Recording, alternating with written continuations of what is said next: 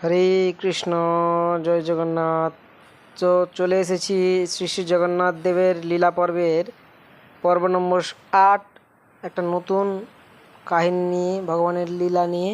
সেই লীলা পর্বের নাম হলো শ্রী গৌরাঙ্গ রূপে শ্রী জগন্নাথ দেব। তো চলুন দেখে নিই কাহিনীটি সম্পূর্ণ। তো একবার মহারাজ প্রতাপরুদ্র জানতে পারলেন যে গৌরাঙ্গ মহাপ্রভু পুরীতে ফিরে এসেছেন। মহাপ্রভু সম্পর্কে রাজা অনেক কিছু শুনেছিলেন এবং তাকে দর্শনের জন্য তার অন্তরে তীব্র অভিলাষ বা ইচ্ছা হয়েছিল। কিন্তু মহাপ্রভু কঠোরভাবে বিষয়ী সঙ্গ বর্জন করতেন। রাজাদি জাগতিক ব্যক্তিগণের সঙ্গে দেখা করতেন না। রাজা সার্বভৌম ভট্টাচার্য সহ মহাপ্রভুর বিভিন্ন পরিকরগণের কাছে গেলেন, কিন্তু কেউই রাজার অনুরোধ মতো মহাপ্রভু এই বিষয়ে রাজি করাতে সম্মত হলেন না। রাজা স্থির করলেন যে মহাপ্রভু যদি তাকে জ্ঞাতসারে দর্শন দান না করেন, তাহলে তাঁর অজ্ঞাতসারে তাকে দর্শন করার জন্য রাজা প্রয়াস করবেন।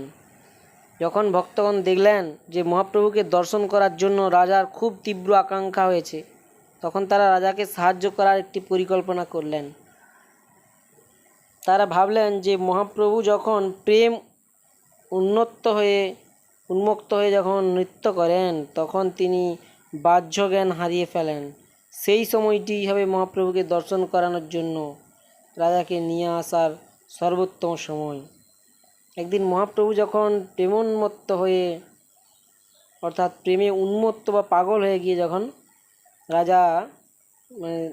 যখন মহাপ্রভু নৃত্য করছিলেন, রাজা সেই সময় একাকী সেখানে এলেন এবং এক কোণে দাঁড়িয়ে প্রভুর দিব্য সুন্দর নৃত্য দর্শন করতে লাগলেন।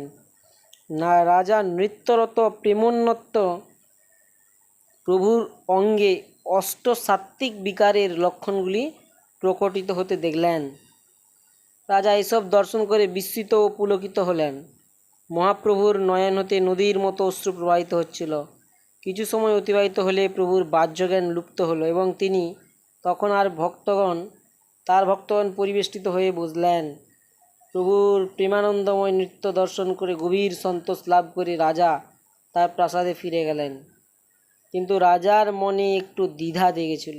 প্রভুর সুন্দর দিব্যদেহ তার প্রেমোন্মত্ত নৃত্যের সময় অশ্রু ও মুখামৃত বা লীলায় সিক্ত হয়েছিল এবং ধুলায় ধূসরিত হয়েছিল। এই সবই কৃষ্ণ প্রেমোন্মত্ত তার ফলশ্রুতি কিনা তা রাজা বুঝে উঠতে পারলেন না। তার মনে এ বিষয় একটু দ্বিধা দেখা দিল। তিনি অন্য কিছু ভাবতে লাগবেন, কিন্তু তিনি কারো কাছে কিছু প্রকাশ করলেন না। এই সংশয় তার মনে সংগোপনে রেখে রাজা প্রভুর দর্শনে সন্তুষ্ট অন্তরে প্রাসাদে কিন্তু ফিরে গেলেন। সেই রাত্রিতে রাজা গভীর নিদ্রায় মগ্ন হলেন। শ্রী জগন্নাথ দেব রাজার কাছে স্বপ্নে আবির্ভূত হলেন, কিন্তু ভিন্ন রূপে, শ্রী চৈতন্য মহাপ্রভু নামক একজন সন্ন্যাসী রূপে। কিন্তু রাজা তা উপলব্ধি করতে পারলেন না। মায়ার প্রভাবে রাজার চিত্রে প্রভুর ধূলি কর্দমাক্ত দেহ দর্শন করে সংশয় উপস্থিত হচ্ছিল, কিন্তু রাজার প্রতি কৃপা পরবশ হয়ে শ্রী জগন্নাথ দেব রাজার কাছে সত্য প্রকাশিত করলেন। রাজা স্বপ্নে দেখলেন যে তিনি প্রভু জগন্নাথ দেব দর্শন করতে গিয়েছেন এবং শ্রী জগন্নাথ দেবের সর্বাঙ্গ ধুলায় ধূসরিত হয়েছে। তার বিশাল নয়নোদ্বয় হতে গঙ্গা প্রবাহের ন্যায় অশ্রু প্রবাহিত হচ্ছে এবং তার মুখ হতে লালা খরিত হয়ে তার সর্বাঙ্গ সিক্ত করছে। স্বপ্নাবিষ্ট অবস্থাতেই রাজা ভাবতে লাগলেন, প্রভু শ্রী জগন্নাথ দেবের একই অপূর্ব লীলা আমি বুঝতে পারছি না। রাজা শ্রী জগন্নাথ দেবের চরণ কমল স্পর্শ করতে গেলেন, কিন্তু জগন্নাথ দেব বললেন, হে রাজা, এটি উচিত হবে না। তোমার দেহ কস্তুরী, কুমকুম, চন্দন ও কর্পূরে সংলিপ্ত, কিন্তু আমার দেহ স্পর্শ করা উচিত হবে না। আজ তুমি আমার নৃত্য দর্শন করতে গিয়েছিলে, কিন্তু আমার দেহ ধুলা ও লালায় আবৃত দেখে তুমি সংশয়ে ক্লিষ্ট হয়েছিলে। এখন দেখো, সেসব ধুলা ও লালা এখনও আমার সর্বাঙ্গে লিপ্ত রয়েছে। তুমি একজন রাজা, তোমার পক্ষে আমার এমন ধূলিলিপ্ত অঙ্গ স্পর্শ করা কি সমীচীন? তার নিজ সেবককে পরম করুণাময় প্রভু যখন কথা বলেছিলেন, তখন তিনি তার প্রতি সদয় দৃষ্টিপাত করে মৃদু হাসছিলেন। অকস্মাৎ রাজা সবিস্ময়ে দেখলেন যে শ্রী চৈতন্য মহাপ্রভু সিংহাসনে বিরাজ করছেন। তার সর্বাঙ্গ লালাসিক্ত ধূলি ধূসরিত প্রভু রাজার দিকে তাকিয়ে স্মিত হেসে বললেন, এটি কোনো রহস্য নয়। আমার সর্বাঙ্গ ধূলি ও লালায় লিপ্ত দেখে তোমার মন সংশয় ক্লিষ্ট হয়েছিল, সুতরাং কেন তুমি আমার অঙ্গ স্পর্শ করতে যাবে? এইভাবে রাজা প্রতাপরুদ্রের প্রতি করুণাদ্রচিত্ত প্রভু মৃদু হাসলেন এবং অন্তর্হিত হলেন। কিছুক্ষণ পর রাজার নিদ্রাভঙ্গ হলো এবং যখন তার সম্বিত ফিরল, তিনি ক্রন্দন করতে শুরু করলেন এই ভেবে, আমি একজন মহা অপরাধী এবং পাপী। আমি বুঝতে পারিনি যে শ্রী চৈতন্য মহাপ্রভু আমাদের প্রভুরই এক অবতার।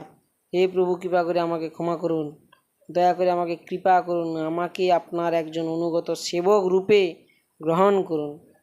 এইভাবে রাজা বুঝতে পারলেন যে শ্রী জগন্নাথ দেব ও শ্রী চৈতন্য মহাপ্রভুর মধ্যে কোনো পার্থক্য নেই, তারা উভয়েই অভিন্ন। তো আমরা জানি, যেই কৃষ্ণ সেই গৌর সেই জগন্নাথ, অর্থাৎ যিনি ভগবান শ্রীকৃষ্ণ তিনিই গৌর হরি এবং তিনিই শ্রী জগন্নাথ দেব। অর্থাৎ ভগবান শ্রীকৃষ্ণের মধ্যে শ্রীকৃষ্ণকে খুঁজে পাবেন, গৌরহরির মধ্যে শ্রীকৃষ্ণ এবং গৌরহরিকে খুঁজে পাবেন, কিন্তু ভগবান জগন্নাথ দেবেই কিন্তু ত্রিমূর্তিকেই খুঁজে পাবে, অর্থাৎ কৃষ্ণ, গৌরহরি অর্থাৎ মহাপ্রভু এবং ভগবান নীলমাধব বা জগন্নাথ দেবকেও আমরা কিন্তু এই তিনজনকেই কিন্তু তার মধ্যে খুঁজে পাই। অর্থাৎ জগন্নাথ অর্থাৎ জগতের নাথ, তিনি জগতের সব ব্যক্তিকেই সমানভাবে দেখেন এবং সবসময় তার অক্ষি খোলা রয়েছে, চোখের পলক মানে চোখের পাতা নিয়ে, অর্থাৎ তিনি পলক ফেলেন না, সবসময় জগৎবাসীর উপর দিয়ে তাকিয়ে রয়েছেন এবং কৃপা করছেন। তো আসন্ন যে রথযাত্রা, সবাই রথযাত্রায় অংশগ্রহণ করুন। নিকটস্থ ইস্কন মন্দির বা যেখানে রথযাত্রা উৎসব পালিত হবে, অবশ্যই সেই রথযাত্রায় অংশগ্রহণ করুন, রথের রশিতে টান দিন, ভগবান জগন্নাথ দেবের কৃপা লাভ করুন। হরে কৃষ্ণ, হরি বল। দেখা হচ্ছে পরের ভিডিওতে।